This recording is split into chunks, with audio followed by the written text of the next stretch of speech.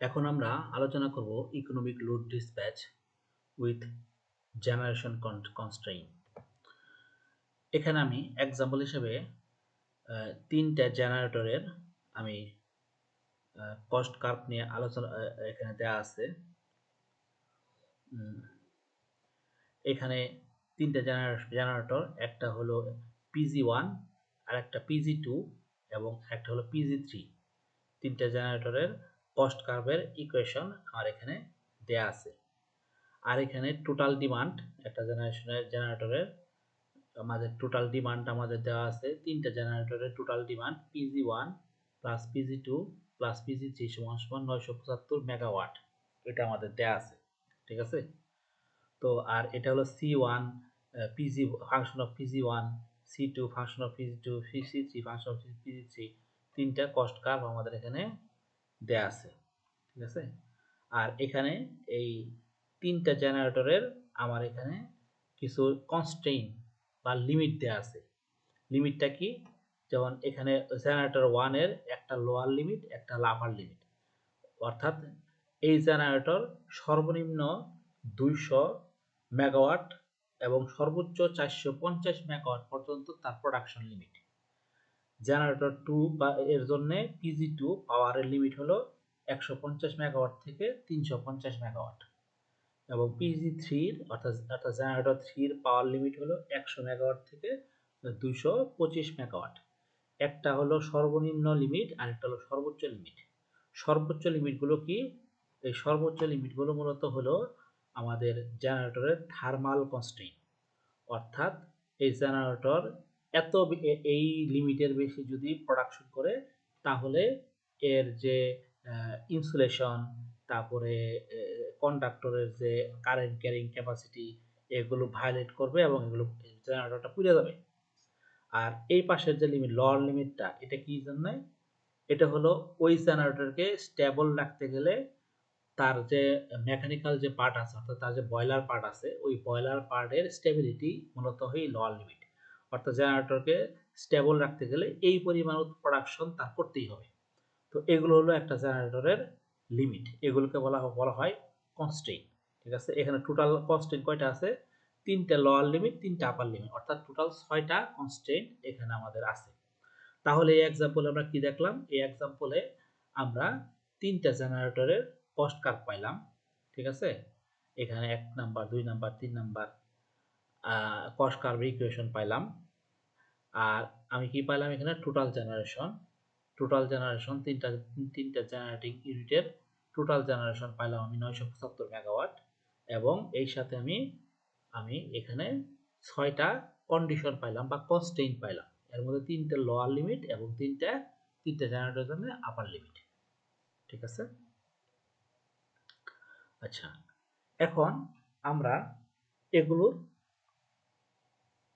Lagrangian function প্রস্তুত করি। আমরা আগে যেরকম করছি মিডের আগের ক্লাসগুলোতে বা আগের লেকচারগুলোতে, যে ল্যাগ্রাঞ্জিয়ান ফাংশন প্রডিউস করতে হয়, ঠিক সেম ভাবে আমরা একটা ল্যাগ্রাঞ্জিয়ান ফাংশন প্রডিউস করব। এল ইকুয়াল টু, আমরা এই জেনারেটর 1 এর জন্য কস্ট কার্ভ লিখলাম, জেনারেটর 2 এর জন্য কস্ট কার্ভ। ঠিক আছে, আচ্ছা, এটা হলো আমাদের জেনারেটর 1, এই যে এটা হলো আমাদের জেনারেটর 2, এটা হলো আমাদের জেনারেটর 3 এর জন্য আমাদের কস্ট কার্ভ। এই কার্ভটা, এই তিনটে ইকুয়েশন লিখলাম। সাথে আমার কি করতে হবে? প্লাস ল্যামডা দিয়ে আমাদের এখানে ইকুয়ালিটি কনস্ট্যান্ট, এখানে একটা ইকুয়ালিটি ল্যামডা মানে কি? ল্যামডা ল্যাগ্রাঞ্জিয়ান ফাংশন ল্যামডা, এর জন্য মানে কি একটা ইকুয়ালিটি কনস্ট্যান্ট হয়। এখানে ইকুয়ালিটি কনস্ট্যান্ট হলো এটা। তাহলে এটা যদি আমি রাইট সাইডে দিই তাহলে আমি পাইতাছি 975 minus PG1 minus PG2 minus PG3। যেভাবে আমরা এতদিন করে আসি ঠিক সেইভাবে আমি এখানে ল্যামডা ফাংশন কল এর জন্য লিখলাম। এরপর আমাদের কি কেকেটি মাল্টিপ্লায়ার, এটা আমরা মিডের আগে পড়ছি। ওই কি বলে ইনইকুয়ালিটি কনস্ট্রেইনের জন্য এক্সাম্পল মিডের আগে আমরা পড়ছিলাম ইনইকুয়ালিটি কনস্ট্রেইনের এক্সাম্পল। লেকচার সম্ভবত 2 বা 3 তে আছে, হ্যাঁ 2 তে সম্ভবত আছে আমাদের এই ইউটিউব লেকচারে। সেখানে এটা দেখবা যে কিভাবে আমরা কেকেটি মাল্টিপ্লায়ার ব্যবহার করি। যতগুলা ইনইকুয়ালিটি কনস্ট্রেইন আছে সবগুলোর জন্য একটা একটা করে আমাদের কেকেটি মাল্টিপ্লায়ার ব্যবহার করতে হবে। এখানে আমাদের ইনইকুয়ালিটি কনস্ট্যান্ট আছে টোটাল 6টা, তাহলে আমাদের প্রত্যেকের জন্য একটা করে ব্যবহার করতে হবে। আর এটাকে এমনভাবে ব্যবহার করতে হবে যে খেয়াল করে দেখি যে যেমন যেমন একটা মাল্টিপ্লাই হলো মিউ1, তারপর পিজি1 মাইনাস 450, এটা কিভাবে হলো? এই অংশটা থাকবে হলো কম, এই অংশটা থাকবে বেশি, অর্থাৎ এই ব্র্যাকেটের মধ্যে অংশটা নেগেটিভ হইতে হবে। এমনভাবে আমরা এই অ্যারেঞ্জমেন্টটা নিব যেন ব্র্যাকেটের মধ্যে অংশটা নেগেটিভ হয়। ঠিক আছে, খেয়াল করে দেখো এইখানে পিজি1 এর থেকে 450 বড়, সুতরাং পিজি1 মাইনাস 450 হলো একটা নেগেটিভ পেলো, সুতরাং আমাদের এখানে আসছে হলো পিজি1 মাইনাস 450। অনুরূপভাবে 200 হলো পিজি1 এর চেয়ে ছোট, সুতরাং এটাকে নেগেটিভ করতে গেলে কিভাবে লিখতে হবে? 200 মাইনাস পিজি1, তাই না? এভাবে লিখতে হবে।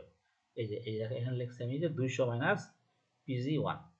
অনুরূপভাবে আপার লিমিটের জন্য কি পিজি2 মাইনাস 350, আবার এখানে আসবে আমাদের 150 মাইনাস পিজি2। এই যে ঠিক আছে, এই যে পিজি2 মাইনাস 350, 150 মাইনাস পিজি2। আবার এখানে আবার অনুরূপভাবে এখানে মিউ5 এর জন্য আমরা এই ইকুয়েশনের জন্য আমরা লিখব আমরা সিমিলার ওয়েতে মিউ5 এবং মিউ6 এর জন্য কেকেটি মাল্টিপ্লায়ার আমরা এখানে ব্যবহার করব এই ইনইকুয়ালিটি কনস্ট্যান্টগুলোর জন্য। ঠিক আছে, তাহলে আমাদের ল্যাগ্রাঞ্জ ফাংশন আমার প্রস্তুত হয়ে গেল। এটা হলো টোটাল ল্যাগ্রাঞ্জিয়ান ফাংশন। তো এই ল্যাগ্রাঞ্জিয়ান ফাংশনটাকে এখন আমরা কি করব? এখানে দেখো, এখানে আমার প্রথম কন্ডিশন যেটা আমরা করব সেটা হলো যে এই ল্যাগ্রাঞ্জিয়ান ফাংশনটাকে এখন কি বলে এটাকে পার্শিয়াল ডিফারেন্সিয়েশন করব। ঠিক আছে, পার্শিয়াল ডেরিভেটিভ নিব। প্রথমে আমরা পিজি1 এর সাপেক্ষে, পিজি2 এর সাপেক্ষে নিব, তারপর পিজি3 এর সাপেক্ষে নিব, তারপরে ল্যামডার সাপেক্ষে নিব, তারপরে মিউ এর সাপেক্ষে নিব। ঠিক আছে, যে এই ল্যামডার সাপেক্ষে নিব। আচ্ছা, আমরা তাহলে এগুলো লিখে ফেলি। প্রথমে এই ল্যাগ্রাঞ্জিয়ান ফাংশনটাকে আমরা কি করব? এখানে আমরা পার্শিয়াল ডেরিভেটিভ করব কিসের সাপেক্ষে আমরা একটু দেখাই। এই যে এটাকে আমরা নিব হলো die L by die pg1, এটা অ্যাপ্লাই করে আমি পাবো এই ইকুয়েশন। এই ল্যাগ্রাঞ্জিয়ান ফাংশনটাকে যদি pg1 এর সাপেক্ষে ডিফারেন্সিয়েট করি তাহলে এই pg1 থাকতেছে, বাকিগুলো 0 হয়ে যেতেছে। তারপর আর কোনটা থাকতেছে? এই যে এই pg1 এখানে 2 আসে পড়তেছে, এই যে 2 আসার পরে কি হলো? 0.004 হয়ে গেল 0.008 pg1, 2 এখানে মাল্টিপ্লাই হয়ে গেল। জাস্ট এখানে ডিফারেন্সিয়েট করতেছি। আবার এখানে ল্যামডার জন্য শুধু পিজি1 আছে। ঠিক আছে, আবার এখানে মিউ এর ক্ষেত্রে এখানে পিজি1 আছে, তাহলে এটা থাকবে। মিউ2 এর ক্ষেত্রে আমাদের এখানে আছে, তাহলে এটা মাইনাস, এই যে মাইনাস মিউ2। জাস্ট এটাকে ডিফারেন্সিয়েট করলাম। অনুরূপভাবে এটা আমরা পাবো হলো ডাই এল বাই ডাই পিজি2, এটা আমরা পাবো আমরা ডাই এল বাই ডাই পিজি2 করে আমরা পাবো এটা। অনুরূপভাবে ডাই এল বাই ডাই পিজি3 থেকে আমরা পাবো এই ইকুয়েশন। এই ইকুয়েশন আমরা পাবো ডাই এল বাই ডাই পিজি3 থেকে। ঠিক আছে, তো এই তিনটার জন্য আমি এই তিনটে ইকুয়েশন পেলাম। এখন খেয়াল করে দেখি এই ইকুয়েশনগুলোতে আমার আননোন আছে কয়টা? একটা আননোন, দুইটা আননোন, তিনটা আননোন, চারটা আননোন, 5, 6, 7, 8, 9, 10টা আননোন আছে, কিন্তু আমার ইকুয়েশন আছে 3টা, সুতরাং আমার আরো ইকুয়েশন লাগবে। তাহলে আমরা এরপর আমরা কোন থেকে পাবো? এরপরে আমরা ইকুয়ালিটি কনস্ট্যান্ট যেটা আছে সেটা থেকে পাবো, অর্থাৎ এই ফাংশনটা থেকে আমরা পাবো। এটা আমরা কিভাবে করব?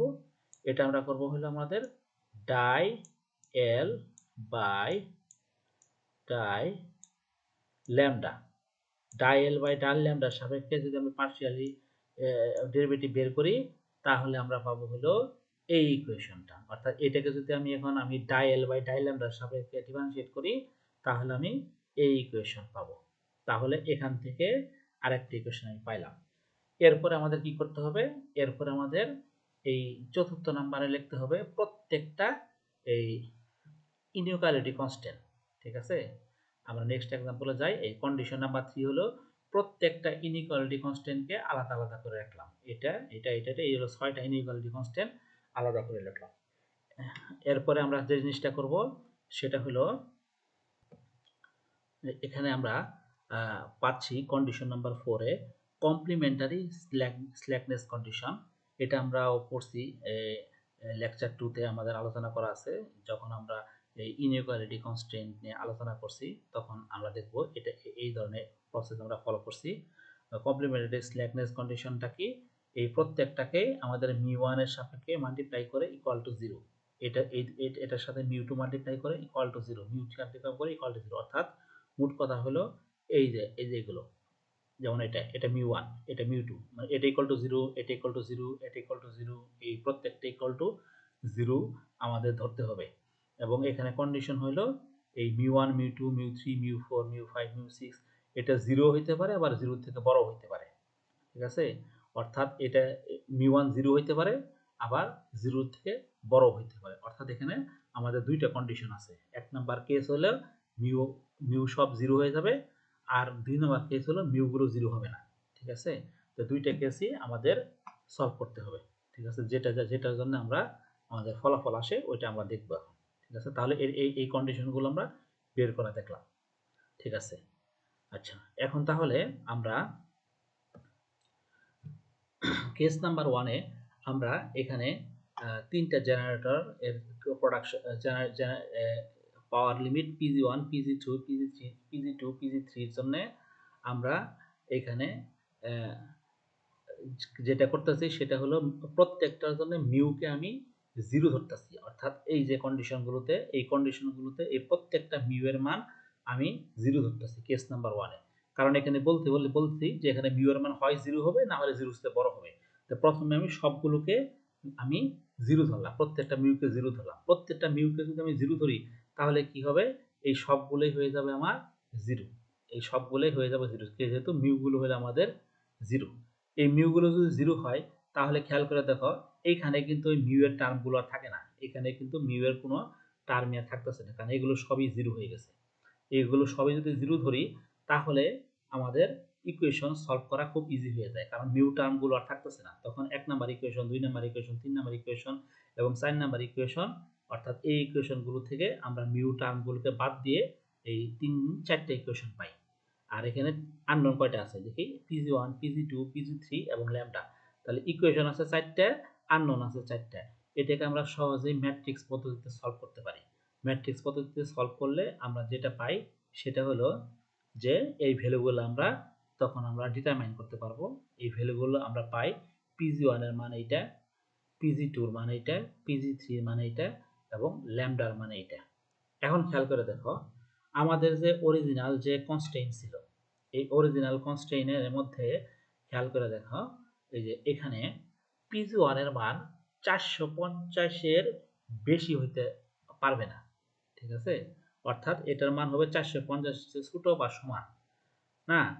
আর বাকিগুলা এই কন্ডিশন অনুযায়ী হবে। এইখানে খেয়াল করে দেখি যে এইখানে আমাদের এই যে PG1 এর মানটা 450 কে ছাড়াই গেছে। এটা 450 এর চেয়ে বেশি হয়ে গেছে। PG2 এর মান 350, PG3 এর মান 186, এগুলো মোটামুটি ঠিকই আছে। দেখি PG2 এর মান কত আসে? PG2 এর মান আমার এখানে আছে হলো এটা ঠিকই আছে। ঠিক আছে, 350 এর মধ্যে। PG3 এর ভ্যালু আমাদের ঠিকই আছে, কন্ডিশনের মধ্যে আছে। কিন্তু PG1 এর আপার লিমিটটা ভায়োলেট করে গেছে। ঠিক আছে? যেহেতু আপার লিমিট ভায়োলেট করে গেছে, সুতরাং আমরা বলতে পারি যে এই সমীকরণের মধ্যে আমার এই যেহেতু এটা আপার লিমিট ভায়োলেট করে গেছে, সুতরাং এখানে μ1 এর মান যে আমি 0 ধরছি এইটা আর এখন ধরা যাবে না। অর্থাৎ এই কন্ডিশন বাতিল। এখন আমার কেস নাম্বার 2 তে চলে যেতে হবে। কেস নাম্বার 2 তে গিয়ে আমরা কি করব? আমরা ধরে নিব যে এই μ1 এর ভ্যালুটা নন জিরো, অর্থাৎ এটা 0 না, কোনো একটা ভ্যালু আছে। তাহলে এটা যদি নন জিরো হয় তাহলে আলটিমেটলি কি হবে? এই অংশটা 0 হবে, কারণ এই দুটো গুণফল যদি আমি 0 করতে যাই তাহলে এটা যদি নন জিরো হয় তাহলে এটা অবশ্যই 0 হইতে হবে। ঠিক আছে? আচ্ছা, এটা আমরা দেখব কেস নাম্বার 2 তে। তাহলে আমি কেস নাম্বার 2 তে কি পাইলাম? ওই এখানে যেটা কি দেখলাম সেটা হলো যেহেতু এটা ভায়োলেট করছে, সুতরাং এটা ভায়োলেট করার কারণে এই কন্ডিশনে মিউ1টা নন জিরো হয়ে যাবে এবং পিজি1 মাইনাস 450 অর্থাৎ পিজি1 মাইনাস 450 ইকুয়াল টু জিরো হয়ে যাবে। কারণ এটা যদি নন জিরো হয় তাহলে অবশ্যই ব্র্যাকেটের মধ্যে জিরো, তার ফলে তো দুইটার গুণফল আমার জিরো আসবে। সুতরাং পিজি1 মাইনাস 450 ইকুয়াল টু জিরো। সুতরাং এখান থেকে লিখতে পারি পিজি1 ইকুয়াল টু 450। কি লিখতে পারি? PG one equal to 450। তাহলে এখানে আমি কেস নাম্বার 2 তে লিখলাম PG one should be bound at its upper limit, so PG one সমান সমান 450। এটা আমার তখন জানা হয়ে গেল। তাহলে পিজি1টা আমার 450। এখন পিজি1 যদি 450 হয় তাহলে পিজি2 এবং পিজি3 এই দুইটা আমার আননোন। এই দুইটা যেহেতু আমার লিমিটের মধ্যে আছে, সুতরাং এইগুলোর জন্য বাদবাকি যে মিউ এর যে ভ্যালুগুলো আছে সেগুলো জিরোই থাকবে, এগুলো আর নন জিরো হবে না। সুতরাং আমি লিখতে পারি যে শুধুমাত্র মিউ1টা নন জিরো আর বাদবাকি যতগুলো মিউ আছে সবগুলো হলো জিরো। আচ্ছা, এখানে নন জিরো সাইন হবে, এটা ইকুয়াল টু বাদ দিই। তাহলে এটা নন জিরো আর বাদবাকি যেগুলো আছে সবগুলো হলো আমাদের জিরো হবে। তাহলে এইভাবে যদি আমি এখন এই আমাদের টোটাল এটা হলো ইন জেনারেল ল্যাগ্রাঞ্জিয়ান ফাংশন, ওইটাকে আবার লেখা হয়েছে, ঠিক আছে। এটাকে যদি আমি সাজাই তাহলে কন্ডিশন 1 এ আমরা কি পাইতেছি? এখানে একটা মিউ1 পাইতেছি আর বাদবাকি মিউগুলো সব জিরো। তাহলে বাদবাকিগুলো ঠিকই থাকতেছে, বাদবাকিগুলো সব জিরো। কন্ডিশন 2 এর মধ্যেই থাকতেছে, তাই না? আর কন্ডিশন 3 তে আমরা কি পাইতাছি? এটার জন্য শুধুমাত্র এটা পাইতাছি আর বাকিগুলোর জন্য কমপ্লিমেন্টারি স্ল্যাকনেস ইকুয়েশন যেটা আছে আমাদের ওগুলোই করতেছে, অর্থাৎ এই μ2 ইনটু এত ইকুয়াল টু 0, বাকি কন্ডিশন যা আছে তাই থাকতেছে, ঠিক আছে। শুধুমাত্র এটার জন্য আমাদের μ1টা নন জিরো হয়ে যেতেছে আর বাকিগুলোর জন্য সব জিরো যা যেমন আছে তেমনই থাকতেছে, ঠিক আছে। তাহলে এখন আমি যদি এটাকে সলভ করি, এই ইকুয়েশন সব 4টে ইকুয়েশন আছে এখানে, টোটাল 4টে equation, 1 number equation, 2 number equation, 3 number, 4 number. এখানে এই পিজি1 এর মানটা আমার যেহেতু জানা 450, এই 450 বসাই দিলাম। তাহলে এখানে আমি 4টে ইকুয়েশন বললাম, একটা ইকুয়েশন, 2 নাম্বার, 3 নাম্বার, 4 নাম্বার। 4টে ইকুয়েশন আননোন কয়টা আছে? একটা, দুইটা। পিজি1 যেহেতু আমাদের জানাই, তাহলে পিজি2 আছে, পিজি3 আছে, ল্যামডা আছে আর মিউ1 আছে। 4টা আননোন, আমাদের 4টে ইকুয়েশন। এটাকে সলভ করলে আমি সহজে পিজি2 বের করতে পারবো, পিজি3 বের করতে পারবো, ল্যামডা বের করতে পারবো, মিউ1 বের করতে পারবো। এখন আমি দেখি এখানে কোনো কন্ডিশন বা কনস্ট্যান্ট ভায়োলেট করছে কিনা। পিজি2 এর মান কত?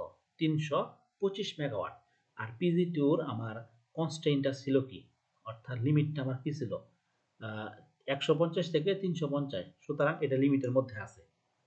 আচ্ছা, এখন পিজি3টা আমি দেখি, ঠিক আছে। পিজি3 আমার কত আসছে?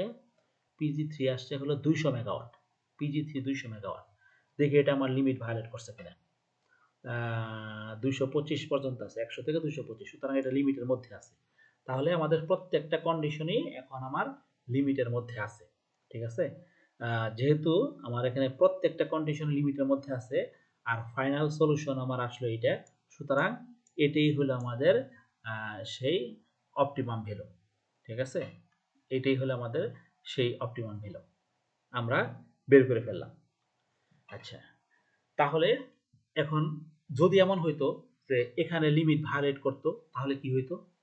তাহলে জিনিসটা হইতো যে লিমিটটা ভায়োলেট করছে তার করেসপন্ডিং মিউটারে আমি অ্যাক্টিভেট করতাম, অর্থাৎ সেটা নন জিরো হইতো, বাকিগুলো মিউ1 তো অলরেডি নন জিরোই, সাথে আরেকটা নন জিরো হইতো, বাকিগুলো সব জিরো হইতো।